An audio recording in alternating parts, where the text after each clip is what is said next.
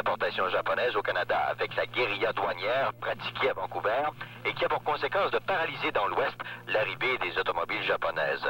La seconde responsabilité, selon le ministre, relève cette fois des consommateurs. Responsabilité de la part du consommateur canadien. Le consommateur canadien qui achète une Lada ou qui achète une Toyota en ce moment préfère créer des emplois à Tokyo ou à Moscou plutôt que dans la ville de Sainte-Thérèse ou dans la ville de Boisbriand.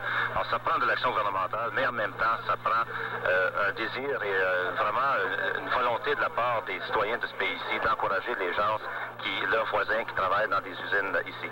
Il y a aujourd'hui le ministre fédéral des Communications et qui, comme vous le savez, est député de la région de Montagne, M. Francis Fox, qui a bien sûr à répondre à plusieurs questions de la part des travailleurs, entre autres de Boisbriand, et qui aujourd'hui a déclaré que le gouvernement canadien a déjà commencé son programme de diminution des importations de voitures japonaises au pays. On dit que les douanes canadiennes appliquent à Vancouver de façon très stricte les règlements qui sont actuellement en vigueur. Dans un deuxième ordre d'idée, M. Fox a demandé justement aux Canadiens de faire une espèce d'examen de conscience et de dire ça vaut peut-être mieux d'acheter des voitures nord-américaines si on veut conserver les emplois qu'il y a à conserver ici. Mais